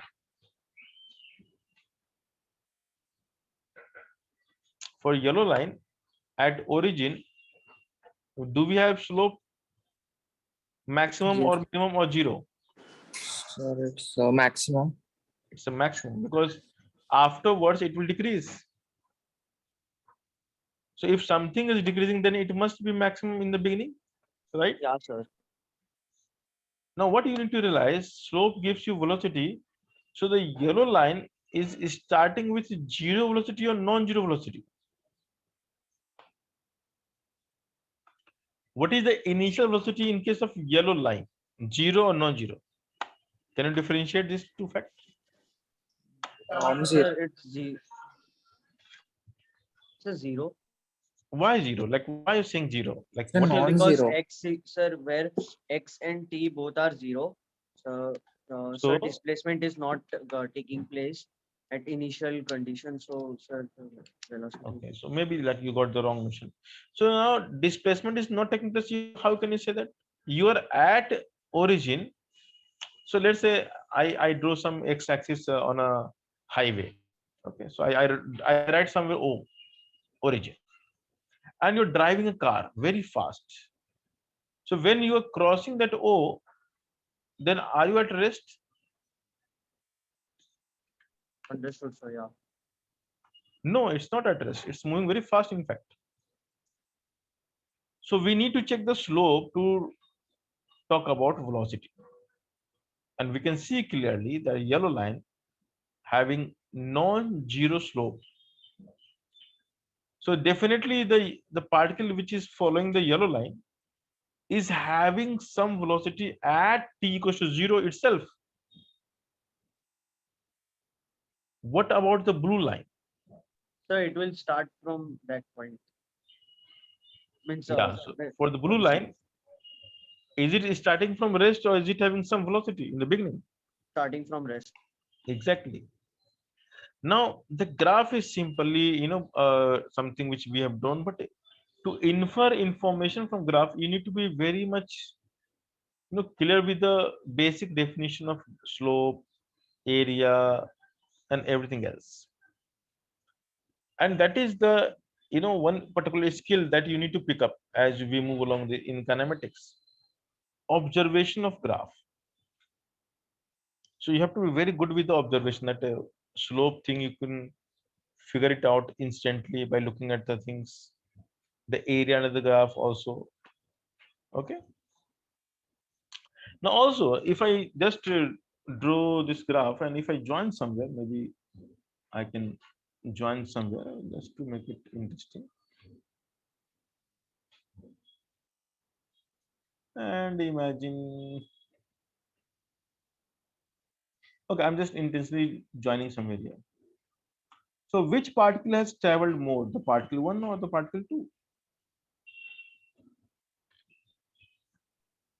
Sir, The particle one. sir, in future, or I mean, this No, at up to the intersection point, up to the The point of particle intersection, one.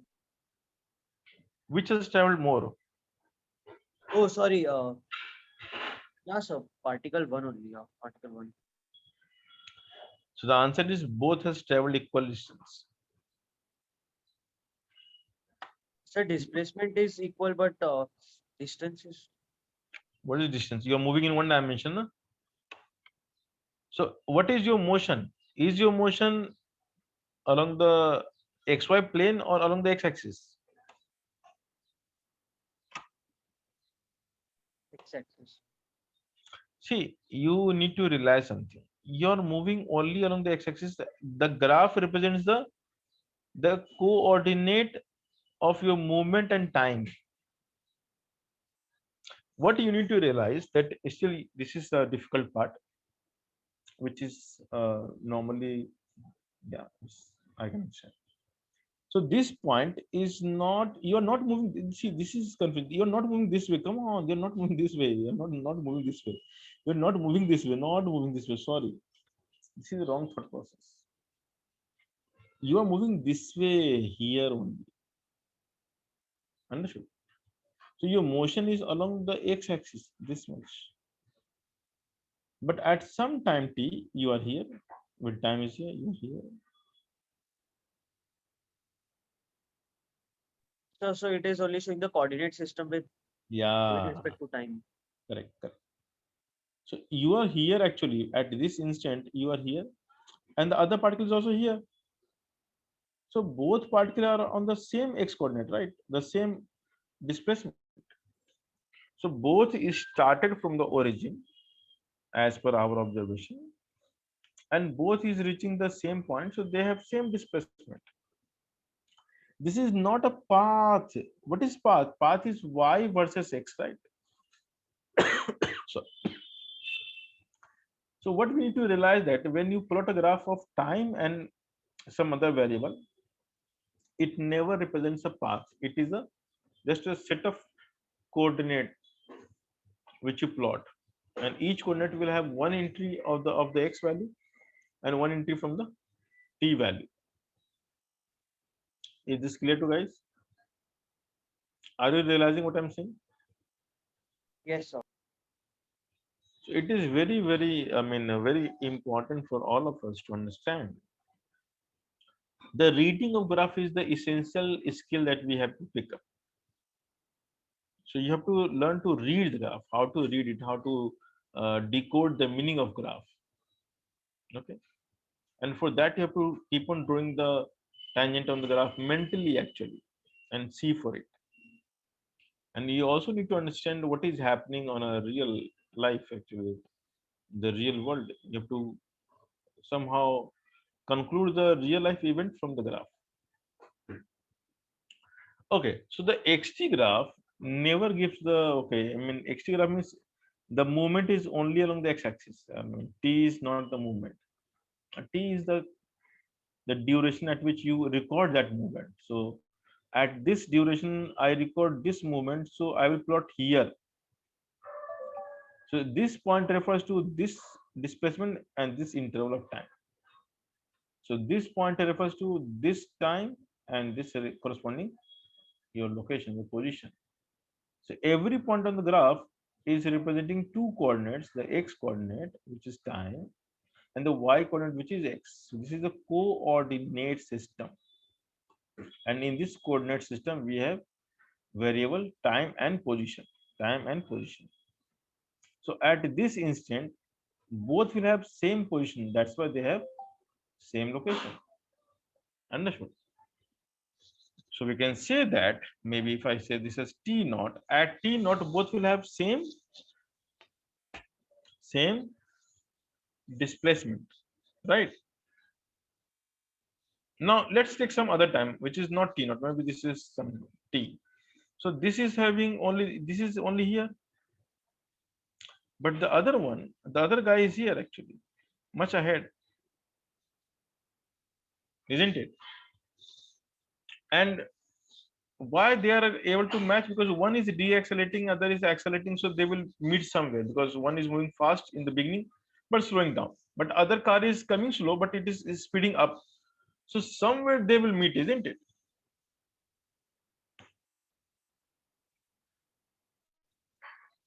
So on a straight line, then let's say there are two cars. One car is already coming from somewhere, and while passing the origin, it is having some velocity. But now he applies the brake. And someone is starting from the origin, the moment that car crossed, and accelerating. So somewhere you will meet, isn't it? The car which is faster will go ahead, go past you, and the one which is slower or at rest will chase or will start chasing it. So from here, the graph, the meeting of the two graph is representing the point of crossover, or called the chase. So at the point of intersection, the two particles will cross over each other. So one will go ahead of the other. Because if you continue the graph further, so it will be something like this. And the blue line will continue moving this way.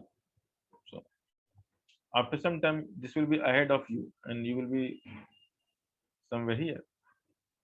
So this is called the crossover. And in fact, the yellow line will eventually become flat because you are deaccelerating, so somewhere you will stop. Understood? So if something is deaccelerating, so it will stop somewhere. So when you stop, what is your velocity?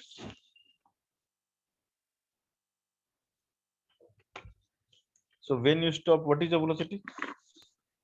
So when we stop at a position on the graph, Yeah. So when you stop at some position on the graph, so what is your velocity? Sir, slope at that point. 0.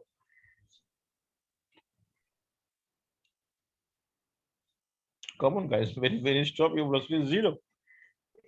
Sir, so that would be same, no? Yeah. So it means the slope will be 0.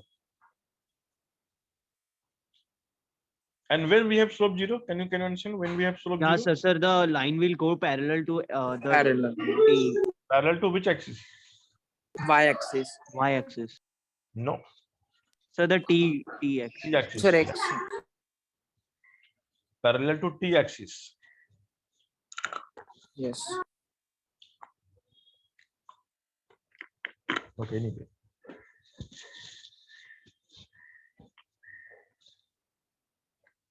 So we have decided or decoded that slope of the xt graph gives you velocity. And if the slope is tangent to the graph, it gives you instantaneous velocity. But if the slope is obtained by joining two points on the graph at some separation,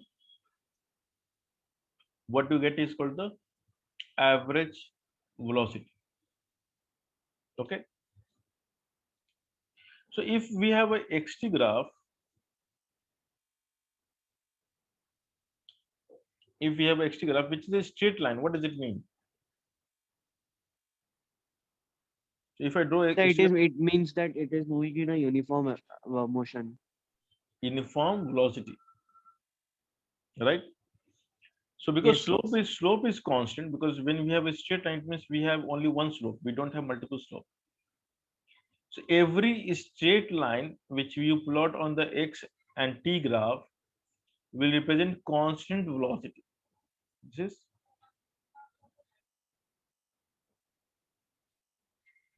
okay. So I think this is also very easy. Yes, sir. Sir, And, because slope at every point is same. yeah, and now you also can see it begins from here, not from origin. So also you can plot the graph at various locations. You may start from here, you may start from origin, you may start from below the origin also. So let me show you something interesting. So what would be it indicate if we start from below the x-axis? See, origin is something marking on a, like, when you see the maybe some race on a track. So you see every player is standing somewhere, right? So there is something called pole position. So if you look at the any international track, so we have a round track, and because the outer perimeter is higher, so the guy with the outermost perimeter will be ahead. So to have a fair match, so we put like this, the players will be like this, standing like this. Sir, it is on. Sir, it is opposite, right? No, outer will be ahead actually. You are going this way. Oh, Okay. Understood. So okay. So now the outer will be towards right, I mean ahead, and then as you go towards the inner circle. So let's say if I'm calling this as origin. Okay, not this one. Let's call this one as origin. So one guy is ahead, other guy is behind. No? That's meaning of negative. oh, हाँ sir. Okay. So it depends on how you put the origin. That's it. It's nothing a big deal. You start from somewhere behind the marking actually.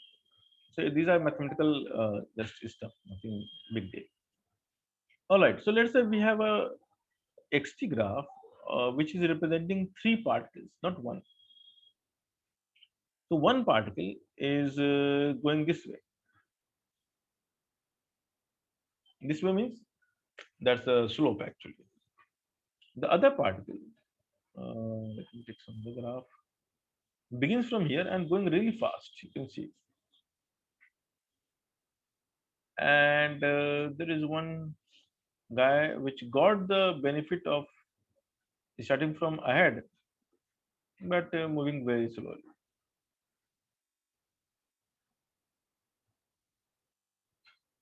So by looking at the slope, you can tell me which one is the fastest. Sir, green, Correct. And then afterwards, So green. blue, and pink. correct. So pink is the slowest. So I can say that if I call it V1, if I call it V2, if I call it V3. So we can say clearly by looking at the graph only that V1 is more than V2 is more than V3. All are constant, but still we can compare for the three particles. One, two, three. Now you can see that all are moving towards the positive x-axis. So all are moving up actually. That's why arrow is up. Now tell me, the first chase will occur somewhere here. You can see this is the first chase. So at this location, the first chase occurs, then comes the second chase here. And then comes the third chase here. The first chase happens at T1, then next at T2, next at T3. Can you tell me what happens at T1? Who is chasing whom? Sir, Who is overtaking? V1 is okay. So means chasing means overtaking. Yeah, overtaking. Yeah. So Sir, V1 is T2 overtaking is V2. At V1 is T1, at T1, who is overtaking? V1 is overtaking V2. Correct.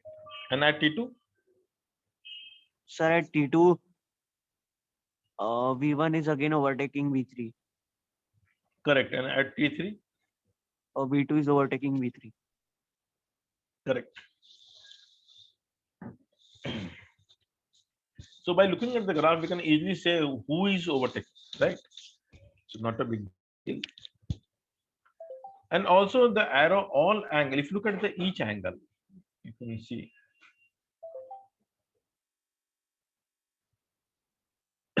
So all arrows are up.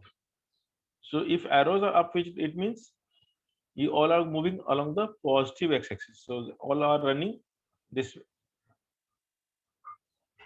Okay.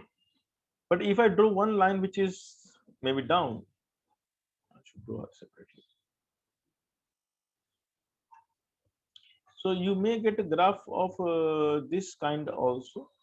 You may begin like this, you may go like this. So what does it mean? It is moving This guy backwards. is running backwards. Yeah, this guy is moving backwards. Or in a way, you are going this way actually, not this way. You're going this way. So at this location, this is the time. At this time, you are here actually, and so on. Okay, so the movement can happen upward or towards the positive x-axis. The movement may happens towards negative axis, and the arrow will tell you how the movement is happening. But mind you, this is not the movement. This is not the movement, correct? This is not movement is here. This is the movement, right? So this is your track. You're not moving this way. This is a time axis. So we are plotting the time and x coordinates. These are the coordinates of x and t, t and x, t and x, t and x. So it is a set of coordinates, right? But your movement is here actually. Not to confuse, right? I hope so this is clear.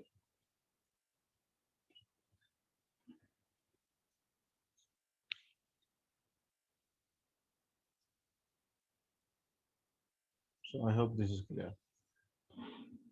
So the movement is, this is the movement. All right.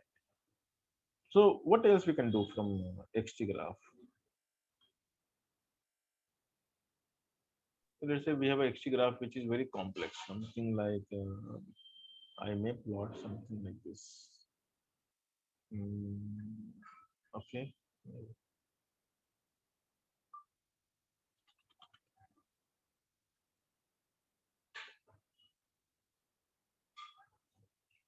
So this is the XT graph. Someone is going down, like you're going like downward on this axis. Okay. This is the path.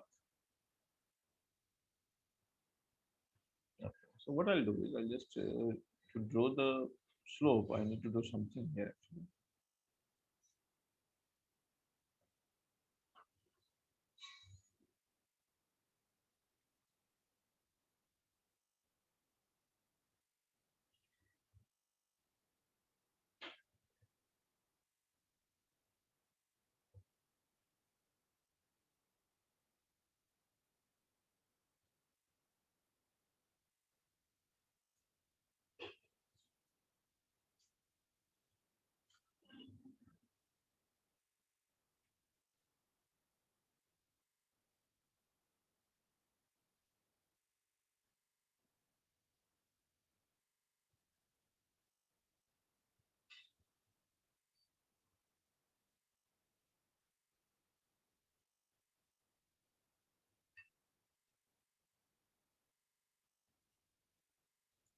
Okay, so now this is something challenging for example.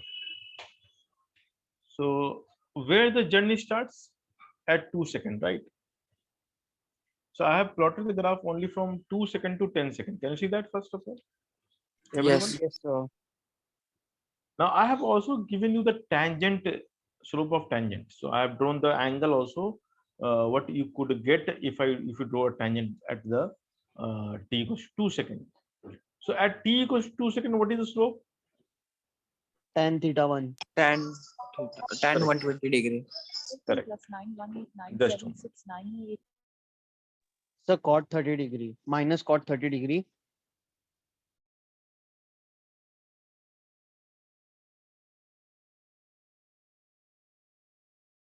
Okay. Yeah. So I hope you are able to understand what is happening at t equals to 2 seconds, and similarly, what is happening at t equals to 10 seconds. So what is the velocity at 10 equals t equals to 10 seconds? Minus √3. So Okay, you're saying the velocity. value. Yeah, velocity is so velocity is same at both places, right? Yes, sir. Yes, sir. Yeah, so the velocity is same. So if I ask you that what is the average velocity for the duration 2 to 10 seconds? So minus √3 upon 8 seconds. No, I'm asking what is the average velocity Oh, for the interval 2 to 10 seconds? √3 meter per second.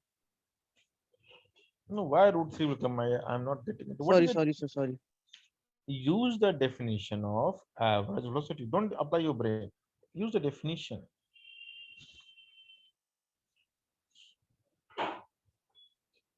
so just one question So that 0.25 meter per second.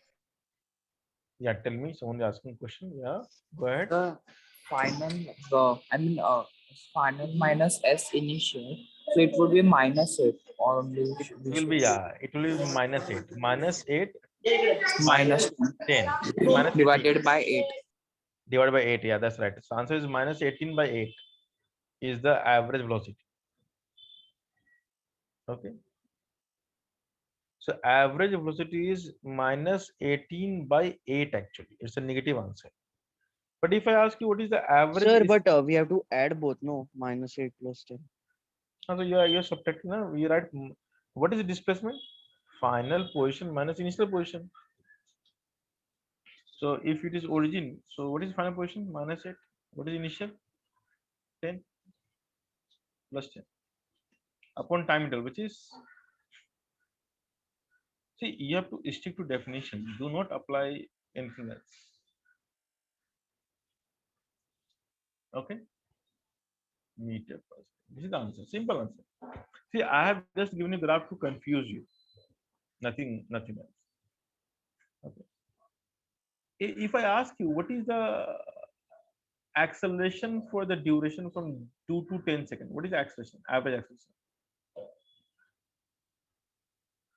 What is the average So acceleration? now what to find? Okay. So what is the average acceleration for the 2 to 10 seconds? So what is the definition of average acceleration? Final velocity minus The initial. final velocity minus initial velocity upon Velocity total upon time taken. delta t. Delta But t. it turns out to be same, so it's zero actually. Oh, sir, it would be Because 0. because the velocity is same. So no, actually, it's minus f minus vf is sir, but VF in is, the so I have a doubt. Sir, in the second theta 2, sir, it is in negative, so we have to take velocity also negative or positive in see, or velocity is always comes with sign. So if the sign, whatever sign it comes with, you have to write as it is. So you cannot change anything. So you have to write velocity is simply the slope of the graph, which is tan theta 2 minus tan theta 1 by 8. And because I have given theta 2 is theta 1 are equal 120, it will be 0. yeah, sir. Yeah, it's given actually here. All right. Yes, sir. Yeah. So the idea is, if I give you some weird graph, do not get scared. Stick to definition and stick to the basic. Everything will come out smoothly without any confusion. So I have not finished the XT graph. We have a lot more to do in XT graph. We'll do in the next lecture, and then we'll proceed to the next other graph. Okay. Sir, please will you give a means just draw and give us a challenging graph to just No, solve and find it. you will get a lot of challenge graph because that is part of the. I have shared the PDF with Amit sir, and he will be sharing you all those challenging graphical problems. In fact, you will be solving around more than 100 graphical problems, more than 100, not one two. So you will get to more than 100 questions just to solve graph. So it's not difficult. It's easy. You will get enough practice, and I have shared already. You must have got some PDF called CKP School. That's Yeah, might be sir. my name. Okay, so I'll share more of those things, and again, sir will share with you. Okay, so I'm ending the lecture here today only, and we will solve graph question only in the next lecture also. So graph will go for one complete lecture. So next lecture will be completely graph only, nothing more, nothing else, and then we'll go to the kinematics 2. That is the 2 dimension. No, after that we go for the motion in vertical direction. That's vertical motion, and then we'll go for the kinematics 2. So we have one more thing to learn actually, which is pretty easy. Now everything will be easier. Like what we are learning is the difficult part is almost over. So after graph, everything is easy only. Okay. Even graph is also easy. Just you need to learn to read the graph. Okay. All right. I'm ending the lecture.